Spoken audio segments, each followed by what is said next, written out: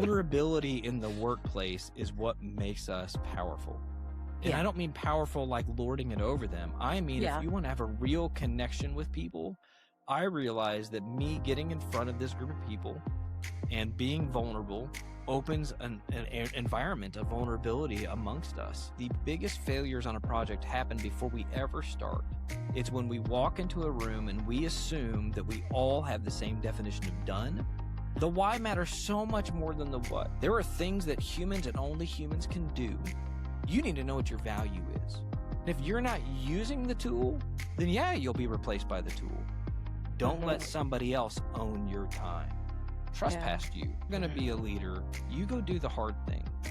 The hard conversation that you have to have, the thing that you're afraid of failing at, right? You go do the hard thing.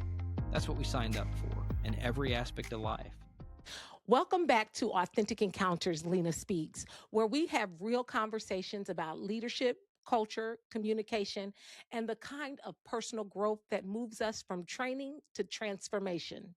This week's conversation is centered around a topic I believe every leader needs to pay attention to: leadership that changes culture, not just metrics.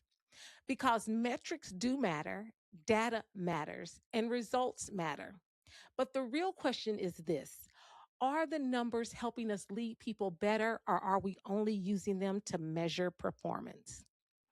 Now, today, I am more than honored to welcome Corey Willis to the podcast. Corey is the husband to Megan and father to Raven and Tori. He also serves as an elder and overseer at his local church, where leadership is not just something he talks about, but something he lives out in community and service. Now, professionally, Corey serves as the Director of Information Services Technology at Boone Power. And Boone is a growing electric cooperative. He brings a strong background in systems analysis and design, program processes and redesign, and project management. But what I appreciate most about Corey is that he does not use those skills to only improve systems. He uses them to help people achieve meaningful business results. And outside of work, Corey enjoys playing music and writing software, which could give you a glimpse of a person that is both analytical and creative, structured and thoughtful, strategic and deeply human. In this conversation, Corey and I talk about how he uses data to lead, not only at work, but also at home and in his community.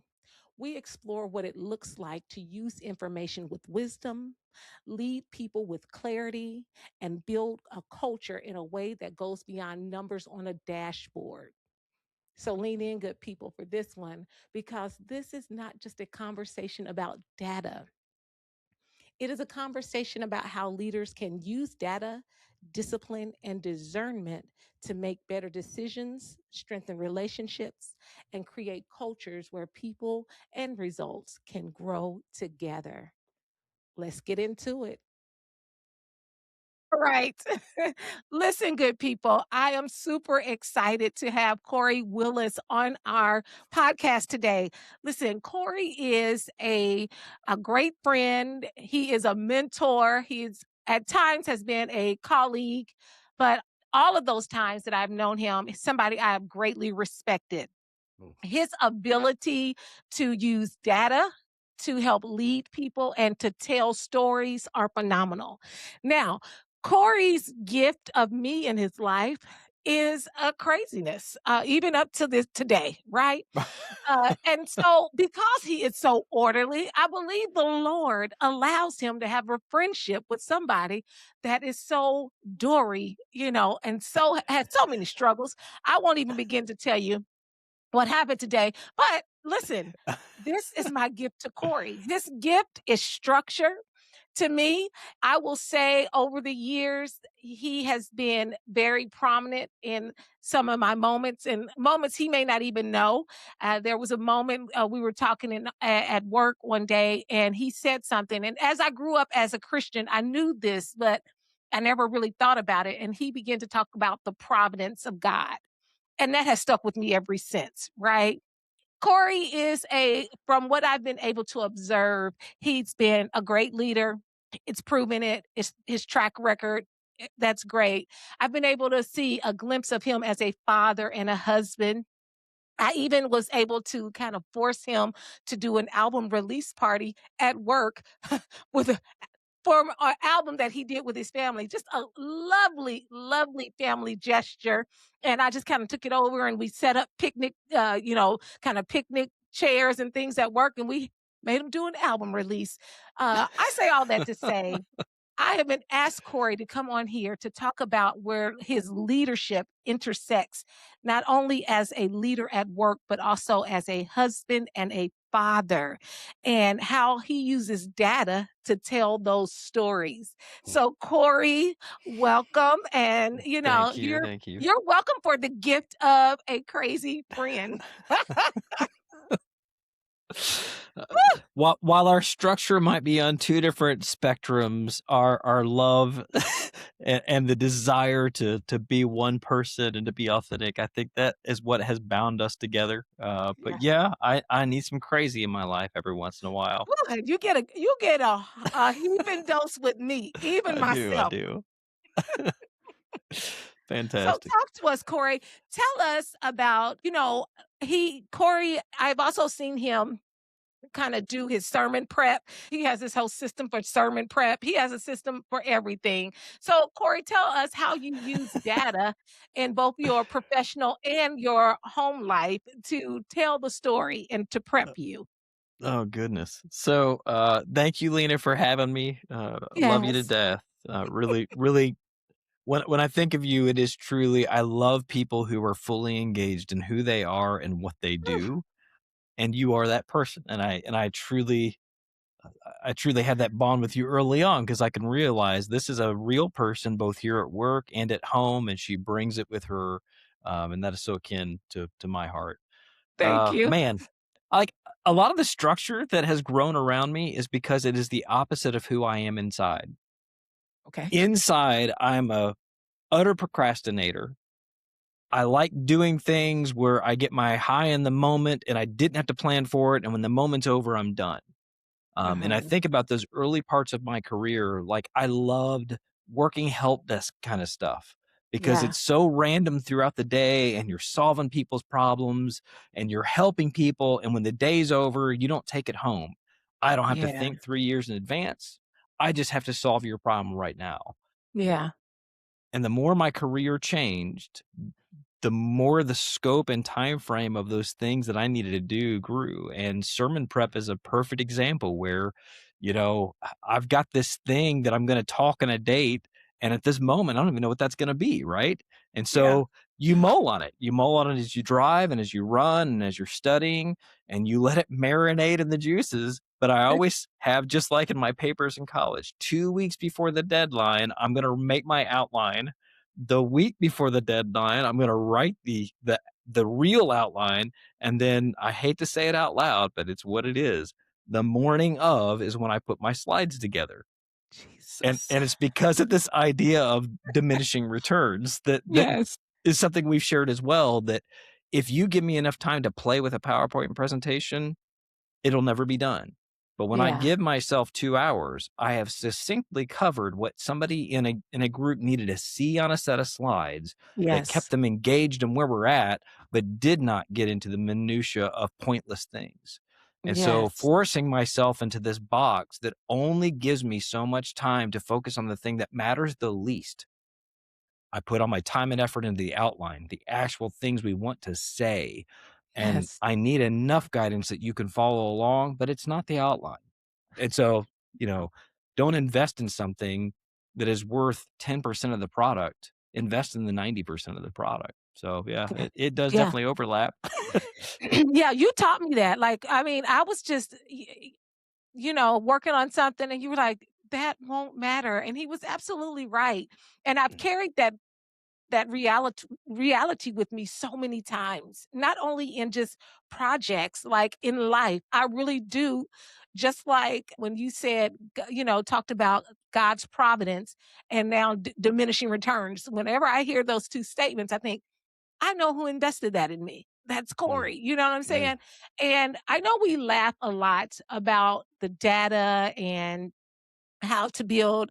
I'm calling it a constitution. What are you calling it again? In some circles, we refer to it as a charter, but, A if you charter. wanna Yeah. call it a C word. constitution, that's fine. C word. This is my gift to Corey. My gift to Yeah. Corey. He does a charter, and it's a process of a charter. But Corey, before we get into the process of the charter, talk about how you have grown as a leader first as a husband and a father, and then we'll talk about what that looks like in today's workplace. Yeah, and I'm so glad that you phrased those together because I can't separate these roles in my brain. I mean, I Yeah, constantly try to reinforce that we are one person, and I know that there's all this sage counsel that says you need to turn off the work you when you get home and be fully yeah, present, and I'm sorry, I can't. yeah, I am fully invested in all the things, and so when I think about being a father and a leader, they're extensions of the same qualities. And I feel like being a father and a husband has made me a better leader. And frankly, learning to be a leader in the workplace has made me a better father and husband.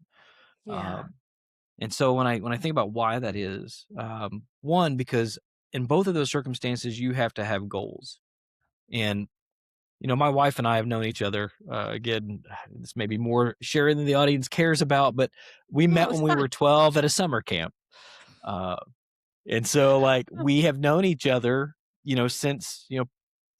since middle school, before middle school. yeah, And so we were just friends, great friends. And then finally, toward the end of my senior year, romantic interest, right? And yeah, so when I think about what marriage looked like for us, ultimately, my belief system is that there is a God and that yes, I have been given a role as a husband in our marriage.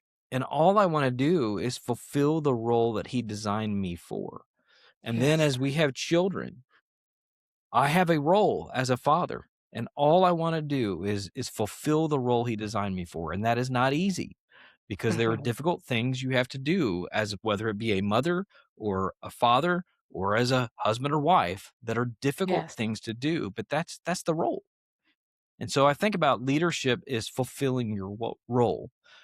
So what are my goals for my kids? As I think yeah, about I wanted to fulfill my role for my kids, my main goal is for them to become disciples of Christ and mhm, to ground themselves in their own faith, not my faith, in their own faith, and then to enable them by, money is a necessity, but truly, when I think about how did I enable them, it was getting them surrounded by other kids who could help them ground their faith and to have a support system so that they can yes, successfully transition to independence and support them. So, I mean, you've experienced the same thing I have as our kids have grown up, and it used to be I gave them a lot of like, here's how you're going to do what you're going to do when you're going to do. right, That transitions as we're getting into the older years of high school to challenging them and asking them questions and helping them discern the answer.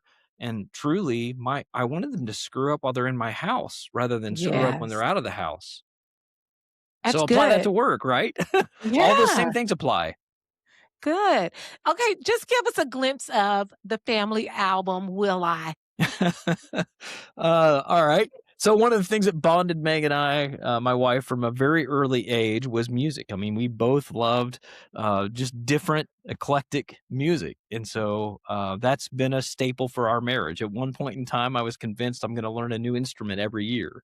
Oh, Uh, Lord. she plays piano and ukulele, and I play guitar, and I dabble with piano, and we love to sing, and our kids love to sing. And so my wife's one request for her 40th birthday was I would like us to finally sit down and record an album. And by her 41st birthday, we actually did that and Just a little had an behind me. What album. happened to that It was a project management, Corey? it it got prioritized down the list a little bit, but Okay. we got it done. We got it done. So Yeah. yeah, if you know Lena very well, you will know that she will drag you into doing uncomfortable things that you didn't have on your radar.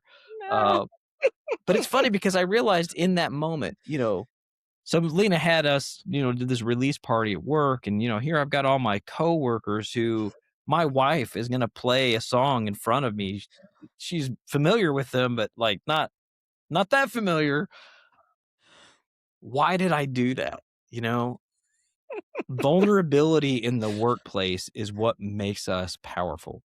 And I Yeah. don't mean powerful like lording it over them. I mean, if Yeah. you want to have a real connection with people, I realize that me getting in front of this group of people and being vulnerable opens an environment of vulnerability amongst us, Yeah. just by being the first one to step out. And I think that's ultimately why I agreed to it. It was a dumb idea.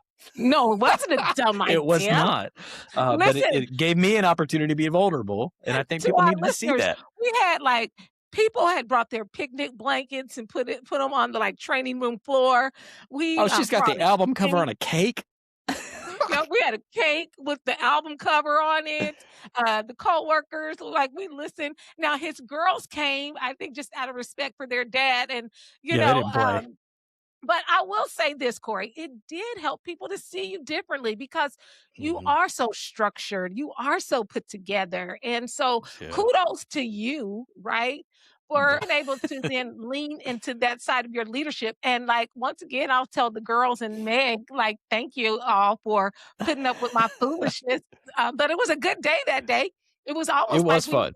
I mean, and also, if you don't remember this, led to us doing another summer concert series where remember we had, I think it was Ben that Yeah, came Ben in, came in and played. Yeah. well, and he played an electric guitar. Yeah. Listen, we were on the 16th floor and we shared the floor with another business. I mean, we were completely outside the box on the Yeah. summer series.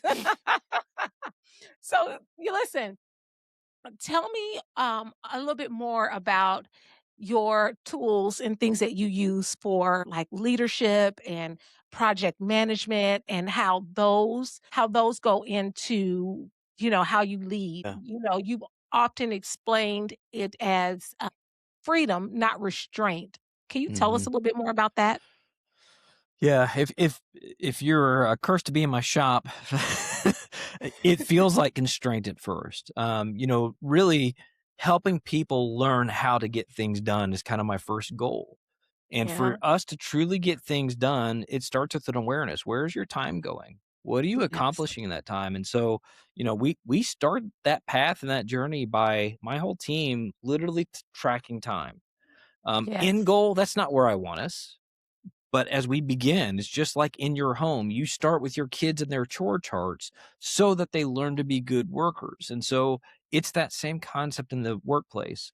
If I'm going to help you understand how to get things done, let's first look at where's our time going. So we'll literally track time for a while, and then every day we do a daily stand up. Again, these are early Yes. things. What did you accomplish yesterday? What will you accomplish today? And then tomorrow, did you get done when you intended to accomplish today? What are you going to do? And so it's that personal accountability. I want to be with a group of peers, whether I'm responsible for them as an overseer with my role.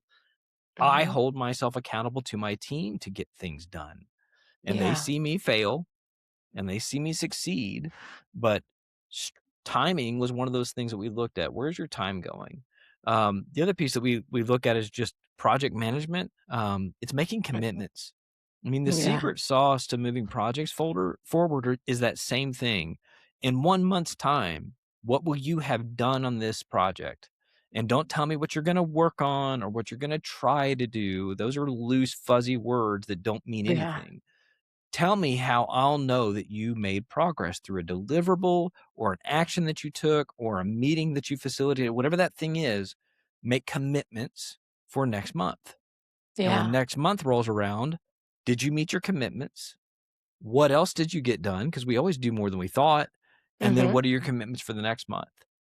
And when Good. you have that conversation every month with a group of people, nobody really wants to come to that meeting, myself included, having failed on the thing that you said you would do. And Yeah. it is truly the secret sauce to surround yourself with a group of people who really don't want to fail in front of each other, but are Yeah. willing to when it just doesn't go the way you thought it would. But Yeah. that's one of Good. the ways that, I look at taking that structure into the project world. Good. Good. So in the project world, there's these questions that you asked. What does success look like and what does Yeah. failure look like? Yeah. Like, give us a glimpse of that process. So can we use an example, Lena? Yes. Tell me about a project, some, title of a project that you or one of your clients is trying to accomplish. I'm trying to accomplish getting an online repository. That's what they're calling it. Like this whole list of classes that people Okay. can just check in online and purchase the classes online. All right. So when you say that out loud, right, there's Yeah. this mental image of what success and done look like. And if Yes. you get in a room of people, you say, "Oh, we're going to do this thing," right? Yes. You assume that they are thinking the same thing you do. Hmm. And the reasons why you're doing it are the same reasons why you want to do it, right? And so when we talk about projects, the biggest failures on a project happen before we ever start. It's when we walk into a room and we assume that we all have the same definition of done, and we Hmm. assume that we're all doing it for the same reasons. And Yeah. just like common sense ain't common, we It is cannot not. assume that the people are all aligned on these projects. So when we Yeah. do a charter, or in Lena's new project management course, a constitution, when we do that process, we start with a very specific question. And so here's how Yeah. it sounds. 5 years ago, we decided we wanted to set up an online repository. We aren't going to get hung up in what we did to make that happen. But we are here today on this stage, and you imagine yourself on this national stage, to tell you why we wanted to do that. And so, give me a couple of examples. Why is it that you care so much about the online repository, Lena? Yes, I care first and foremost because I want my impact and what I've been blessed to do and to share to be accessible to everyone. I want them, whether they can come see me in person or not. I want it in one place where they can get it, whether they get Lena in person or not, first and foremost.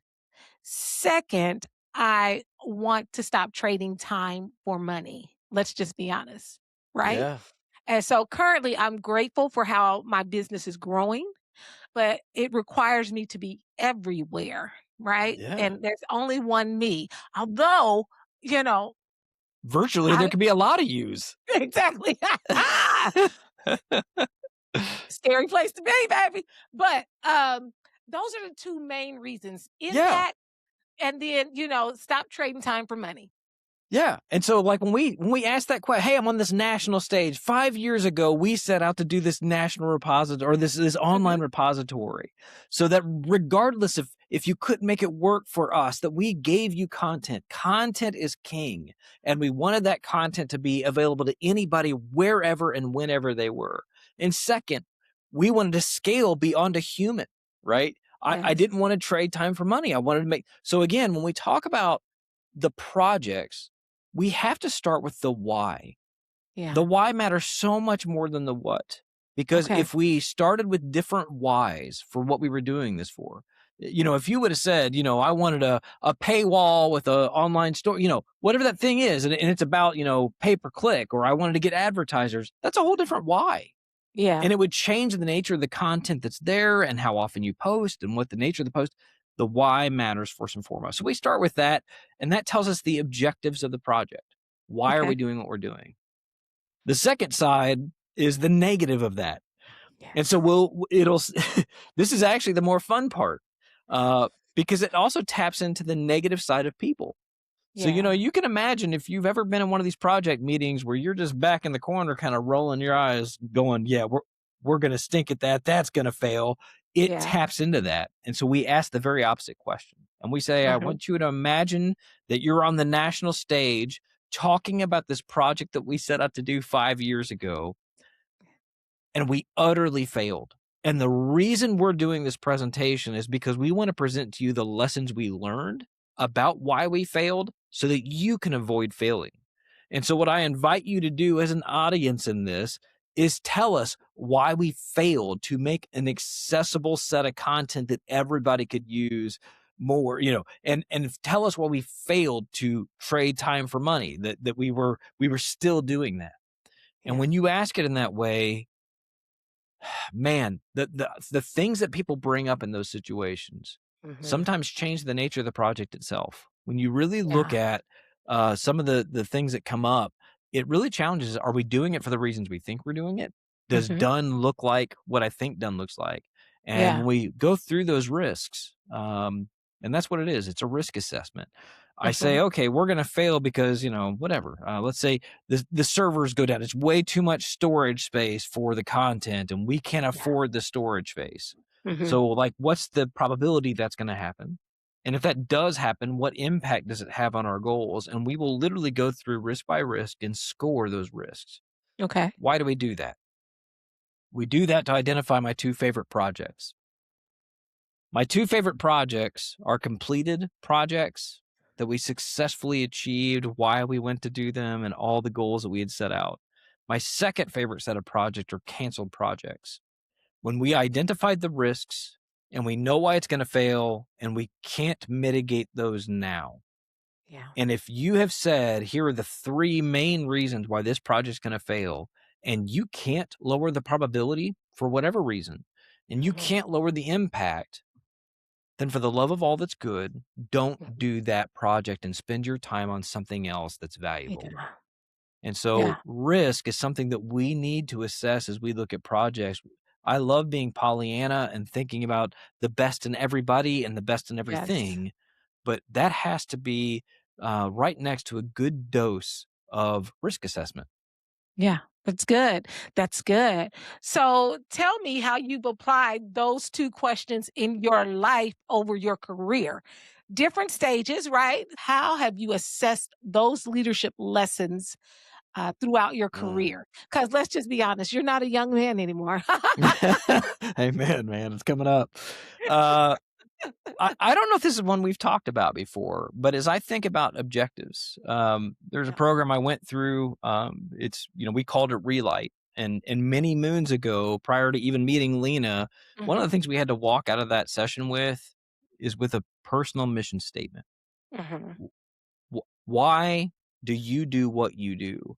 And so when Hmm. I think about objectives, really coming out of that and understanding what motivates me and why it motivates me. And so I'll just Yeah. openly share, literally my business objective and my personal itches come into my mission statement. I Okay. love to learn things. And I love to learn things that most people don't know. And there's a sense of pride to that. I just like knowing these niche things because I didn't find it openly and quickly and easily available. I like learning those. Yeah. And then I love helping people. And so my mission statement is to learn things that people don't often know to help them do what they're trying to do most effectively. Okay. Now, as I applied that to my career, Hmm. I have tried to live in a way where I can always do what I love, helping people, and to change my finances in such a way that it doesn't matter what you get paid for that you can always do what you love regardless.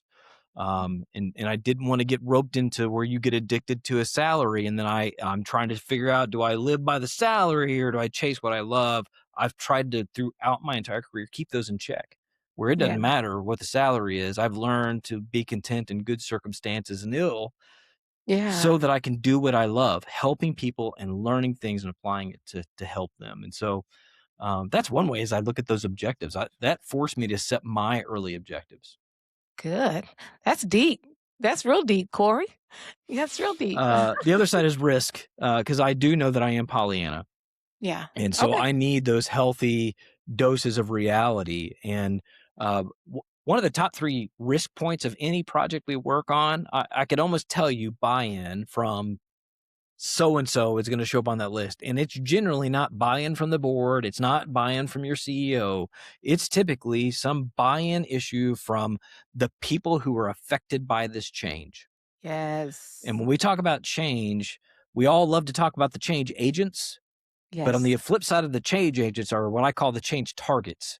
Yeah. And I sound it that way because it's pejorative. You have to recognize that there are people whose lives are changing and they're Yes. going to perceive negatively, even though you have Yes. positive intentions, but those targets for the change, you need their buy-in. Yes. And so inviting them to that session that says, here's our lofty goals and why we're trying to do all this stuff, but you guys know why this is going to fail.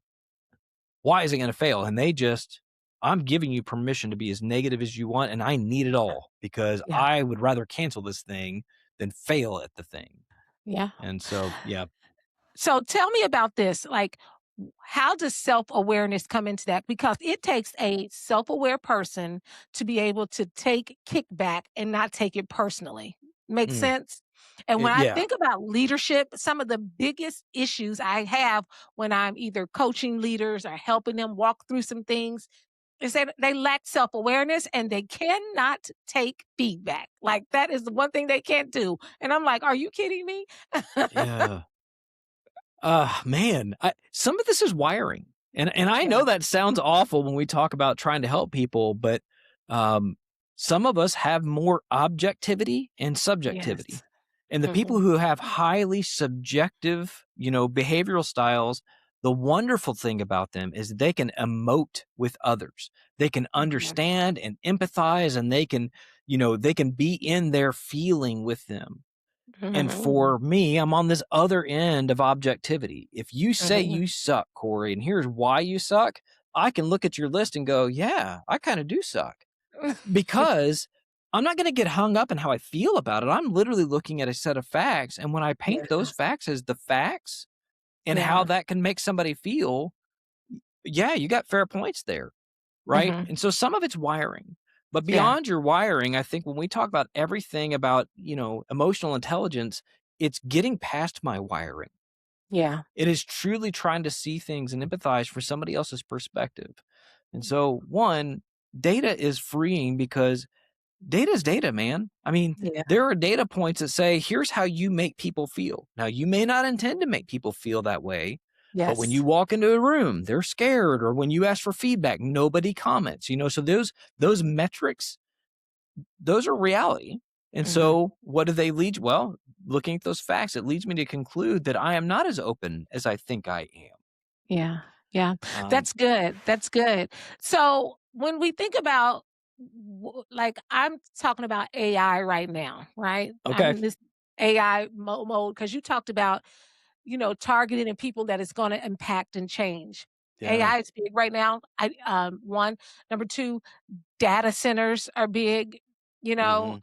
so what I'm running into with some other employees who are being coached by me is they are like, man, I work for an organization that is getting ready to be dealing with these data centers, and like, I need a coach because I it goes against my core values and things of that nature. Gotcha. And AI is here. It's not Yeah. coming. It's here.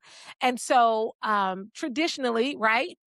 Co-ops may not be as progressive, but boom power is, is it really is everywhere, like the footprint and yeah, but the footprint and then what's happening in the community and all of those things. So if Yeah. you had to talk to people like in your team or in your, other leaders about how do they help people maneuver through the age of AI Mm. and how they embrace it or think about it and how they reckon with, you know, it's a great tool, but on the other side of it, the other resources that we're using, like that's two things we got to bring together. And that's what a lot of leaders are having to deal with very early on now. Yeah. So, how would Uh, you form those conversations? yes. Let me start with a question. I mean, as we talk about the one side of AI, is this, I'm afraid of my job going away because AI can do my thing. Okay. This is absolutely nothing new and it's nothing distinct to AI. Mhm. Whether it was the printing press or digital operators, right? Or Yeah. computer, like that fear Yeah. that my job's going to get automated away. Mhm. I had a member service group a number of years ago, and I was really pushing for pay by phone. Okay. Okay. Now, you may hate a pay by phone menu, but what I kept hearing over and over was a call queue that was, 25 calls deep, and we're rushing through payment, rushing through payment, rushing through payment. And there's somebody who actually had a real question, who really needed help. And what did we do? We rushed them because there were 5 payments behind them. Mhm. There are things that humans and only humans can do, and that may be coaching AI to get the right answer. But there are Yeah. things that humans and only humans are do. You need to know what your value is. Yeah. That's And good. so when I think about AI, it's just a tool. And if you're not using the tool, then yeah, you'll be replaced by the tool. Yeah. It's a tool that you can use to help you do your job better. People who have, you go back to culture and values, people who have an initiative in what they are trying to accomplish, they're going to see AI as a benefit to help them accomplish the things that they may not currently have the knowledge or the Yeah. capability to go do by themselves, or they may use it to improve the quality of what they do. But Mhm. don't be scared of it. Yeah. Go leverage it, right? And so Yeah. there's one part of it is automating my job away. The first thing I sat down with that group and worked with them on is show me the backlog of all the things that you feel like we need to get done that nobody has time for. And man, their list was huge. And I used the power of that list to say that's why we're taking these things a monkey can do and letting a monkey Mhm. do it. So that Yeah. you as a human can do these things that you know need to be done and we haven't found the Yeah. time, we just magically found the time. Good. Good. That's So that's good. half of it, yeah. That's half of But it. Tell me about the the other data side of data centers. centers, yeah, the other side of data centers, in the power industry, I'm not here to tell you how you should be using your power or not using your power. Yeah. Um, these data centers are changing, the nature of our community. Yeah. Um, look, here's one thought on this, especially in Indiana. Mhm. I am proud of a government and a group of people who set out to have a strategic plan to attract, highly intellectual types of services into an area, and they're achieving it. Now, I don't Mhm. necessarily have to agree, and this goes for politics as well, with the Yeah. person and what they believe, but the fact that they set a goal and it's Mhm. actually coming to fruition, man, I applaud that. And Yeah. whether you love data centers or not, the Yeah. fact that somebody said this will actually benefit the economy of our state, Mhm. right, objectively, and then we go achieve it. I am impressed by people who actually made a plan and executed it. That's Now, good. the area that I live in, it will 100% flip the area that I live in. I mean, the Okay. kinds of people in the area, the kinds of Okay. establishments in the area, it really will.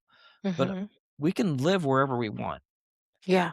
And they've Yeah. chosen here to build because the incentives work for them and all that. I mean, I'm not here to tell you what kind of business you should be in, but if you don't Yeah. like that business, I know I can move where my house is at some point. Yes. So again, it's a tough set because I do live in an area and work in an area where I know it's going to change in a decade, completely different. Yeah.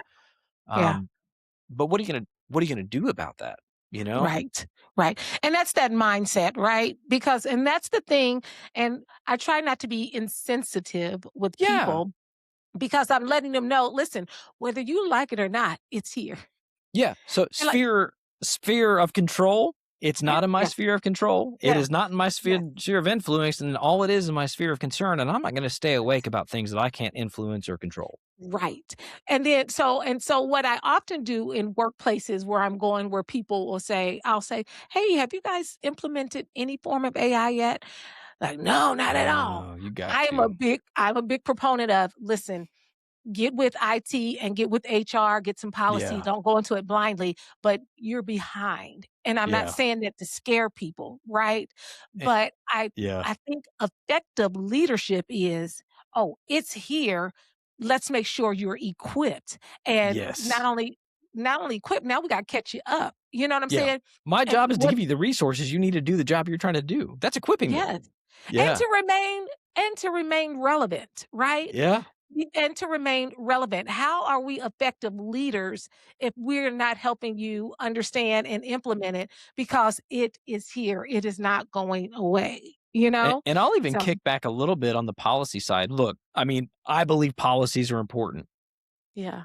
But at the same time, you look at, what do we hate about political policy? Well, by the time they finally get a policy written, people are well on their way implementing. And the Yeah. same is true in the workplace. And I say to people who lead policy in their workplace, yes, have some boundaries, but you don't have to have the perfect policy while the Right. entire industry is happening beneath our feet. If what Yes. you need to say is don't be stupid and put sensitive data out there, say Yeah. that, and then work on the policy as we start understanding what it does more Good. for our organization. Don't write the Yeah. perfect policy and then start doing AI. You'll already be Mhm. a decade behind. Yes. Yes. And it's so funny because I found myself in a crazy space in the last 2 years because as an entrepreneur, I'm like, man, I can't be paying for a bunch of people. Not right now. Yeah. Yeah. The end of this month marks 2 years. And I mean, I'm grateful for all the growth, but I will tell you, AI has been my best team. Yeah. Game But changer, man. yeah, but the reality is when I walk into organizations, if I really want transformation and to help them lead them through that, I would be crazy not to have that conversation with them. I Absolutely. would be crazy not to give an invitation on their level, right? On their Yeah. level, so they can start embracing it throughout the organization. But it has put me in a unique space because now people are like, hey, how we do this thing? And it really is, how do we, because you would know this too, Corey. We've always called you like an anomaly because usually help desk people usually didn't like to talk to people. They like to stay, Right. Mama's behind the basement. wall. Yeah, you know what I'm saying? But you had that, you had the interpersonal skills as well as the technical skills. So Yeah. what I do find myself now in this unique space is coaching a lot of technical people, whether it is IT or engineers, right? Yeah. On listen, you guys are no longer sitting back here waiting for somebody to ask you how to do something. You guys are leading the way. And so Yeah. there is a definite need for you to have interpersonal skills because if Yeah. people are going to follow you, they got to be able to hear you Yeah. and they got to be able to relate to you. You've always, since I've known you, you've always had that ability, but it's not something that's true across your industry. No, it's yeah, and in fact, this gets into the whole idea of values and culture for me, because Yeah, when I think about the culture we're trying to create, the desire to help others. Like I don't know that I have any positions in my IT shop if what motivates you is not people service. yeah. There are other companies like where I don't Mhm. need to talk to people and I can go be somebody in a corner, but we're small enough that if you don't do what you do because you want to help people, like that's not the Yeah, kind of person I'm leading. I need people yeah, who want to help people. yeah. And technology is how they help people, right? Good. And there's a Yes. lot of places that you can work if you're just a, hardcore geek and nerd and you love that and you just love Mhm. tech for the sake of tech, that's great, but you just can't work here. That's just not Right. the culture we're trying to build. That's great. So tell me this as we're, coming up on the close. It's been great. I love having these conversations with you. Tell me this one, tell people practical good tools to use right now. If people say, you know what, I feel like life is out of control right now. I'm whether it's Mhm. hey, we're running the kids. You remember this stage of life, you and Oh, Meg, yeah. right? There's places all over here, and what can help people? What piece of advice can help them like gain clarity and freedom, right? Mhm. Clarity and freedom in the scheduling stage or over here at work we're moving at the speed of AI and projects and economic development and things of that nature. How what tools are best would you reckon, that people can kind of go to, you know what I'm Yep. saying, Yep. to help I got them you. settle themselves? You Yeah. got Uh, Tool number 1, paper. Tool number 2, pen. Your answer is not a technology answer. good. And I think when people are trying to gain chaos and organize it, starting with technology, as much as I'm a technology guy, that's the wrong tool for what you're facing. What you're Okay. facing is the need to focus and think through how much time do I have and what do I need to get done. And so Yes. I mean, my good friend Lena here helped me teach a course on how to get things done. And this is probably one of the game changing things that I bring into that. Here's my recommendation. If you feel like you are living in chaos and you can't Yes. get things done, the very first thing you do is you sit down and you think about what is taking up mental real estate, what is Hmm. weighing on your brain, and you just page vomit that. You take everything in your brain and you just throw it on a page and you write it down. And there is a therapeutic benefit of just letting that go onto a sheet. You've released yourself. The second thing you do is you start making commitments to yourself. And so when I plan every 2 weeks. Okay. 1 week I don't get the bang for the buck. I put too much time in it to only plan for a week. If you try to plan for a month, there ain't no way you can control what happens in a month. So we plan for 2-week periods. And the way that starts is I look at my calendar and I map out what have I committed to other people that I'm going to do based on my calendar. And I have, for the sake of time, I'll say I have 50 project hours I can commit to in a 2-week period. That doesn't sound like much if you're thinking about the fact that you work 80 hours, but trust me when I say, when I look at my time, I can make commitments on 50 of those 80 hours. So I take my commitments out and I say, okay, that's minus 20 hours. I've got 30 hours left. Now you compare to that list of things that you know you need to get done, and you make commitments to yourself. As a parent, I need to get my kid to that game, right? That's going to be on your commitment list, the thing that you said you're going to do. But on a project for work, I need to spend 3 hours on this deliverable, and I need to spend 2 hours on this deliverable. You map those dudes out, and you keep yourself under that 50 hours. And the very difficult part is when you get it all on a list of paper, you're going to have 70 hours instead of 50, and you have to go make the very hard decisions. Some of these things are more important than others, and I am choosing which ones are not going to get done so that the ones that need to get done get done. Don't let somebody else own your time. You decide what balls to drop, because those are just as important as the balls that you decide you're gonna juggle. And so, the technology is not the answer. You just need to reflect, take the time, go find a closet that nobody knows you're in, and shut the door and go just plan out 2 weeks at a time and tell yourself what matters most, and then go do it.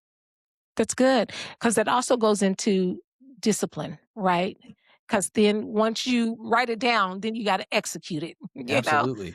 Then you got to And we have a execute it. phrase that we say, always trust past me. I mean, when I made that plan, it was a good plan. And if somebody brings something in my door, I do a mental calculation that says, is that thing that they're bringing me truly more important than this thing that I said I can do? And if it is, I shift.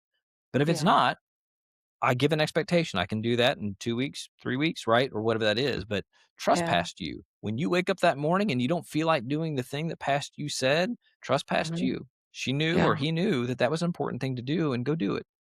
Oh, good. Awesome. Listen, Corey, it has been phenomenal to catch up with you. You too, I am sister. so glad we had an opportunity to do that and to talk about, leadership and how data helps, build great leaders. Is there any last words you'd like to say, to leaders, whether they're leading in the area of faith, family, or in the workplace? What would you like to say? I think I'd just encourage people to do the hard thing, and I'll bring this from a perspective of faith. Faith is not faith without doubt. Faith is not faith without fear. And when you look at the great men and women that we can read about in the scriptures, you see people who doubted and were afraid and gave excuses. So what's the metric for faith? It's whether you do it or not, despite the fear, despite the doubt. When I think about leading in the home, leading in the church, leading at work, you and only you can do the difficult things that you have to do. And when we cower for fear or doubt, we're not fulfilling the role. If you're going to do that, let somebody else take that role. But if you're going to be a leader, you go do the hard thing, the hard conversation that you have to have, the thing that you're afraid of failing at, right? You go do the hard thing. That's what we signed up for in every aspect of life. If it was easy, right? We've done the challenging thing because the challenging thing is fulfilling. So go do the hard things and be fulfilled in what you do and how you spend your time. Awesome. Thank you so much. We have spent time today with Corey Willis, and I am so excited. I want you to know how much I honor you. Thank you for saying yes. Thank you for saying yes. And thank you for continuing to have impact, not only in my life, but in those who will see the podcast. Well, thank you for inviting me as always and being who you are. You're truly a peer and a friend. Thank you so much. Hey, before you go, let me ask you this. What if the issue is not a people problem, but an alignment problem? If this episode challenged how you think about leadership, communication, culture, or emotional intelligence, make sure you subscribe to Authentic Encounters, Lena Speaks. Every episode is designed to help leaders move from training to transformation at work, at home, and in the community. And then when you're ready, visit AuthenticEncountersLLC.com. There you can book a discovery call with me or take the Leadership Alignment Diagnostic. The diagnostic helps you to look at the 5 areas that shape your leadership impact. They are decision flow, communication, role clarity, resolution, and strategic alignment. Because misalignment does not just cost time, it costs trust, momentum, clarity, and results. Whether you are leading a team, organization, a family, or community, alignment affects how people experience your leadership. So visit AuthenticEncountersLLC.com, take the Leadership Alignment Diagnostic, and start identifying what may be slowing your leadership impact down. Remember, what leaders avoid, organizations absorb. Lead with clarity, courage, and authenticity.